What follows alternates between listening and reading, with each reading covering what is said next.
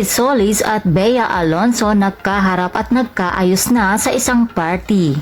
Matatandaang mula nang lumipat si Bea Alonzo sa Kapuso Network, sunod-sunod na ang naging atake ng kolumnista at talent manager na si Lolit Solis kay Bea Alonzo. At ilan lamang sa naging patutsada niya sa aktres ay kahit itago daw di umano ni Bea ang kanyang mga wrinkles sa kanyang mukha ay nahahalata pa din ito. Pinayuhan naman si Bea ng kanyang team na gumawa na ng aksyon laban sa kolumnista dahil hindi na nagiging maganda ang tirada nito sa aktres. Ngunit matapos magsalita ni Shirley, ang manager ni Bea laban kay Lolit, ay saka na lamang ito na nahimik at nangakong hindi na niya titirahin si Bea. Samantala, nanatiling kalmado naman si Bea at piniling huwag patulan dahil inalala pa din ng aktres ang karamdaman ni Lolit.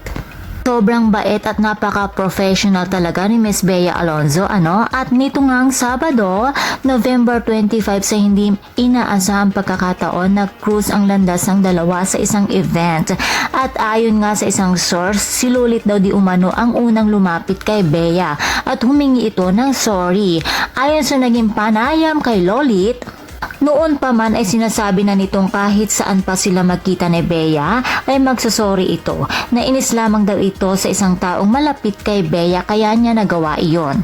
Yun naman kay Bea, unang beses daw niyang na-meet si Lolit sa personal sa event na iyon at masaya ang aktres dahil sa wakas ay nagkita at nagkaayos na ang mga ito. Dagdag pa ni Bea, Christmas na Christmas, nagmamahalan, nagkapatawaran, o diba the world is healing? Papaano naman kaya kung sina Vice Ganda at Christy Fermin ang mag-cruise ng landas?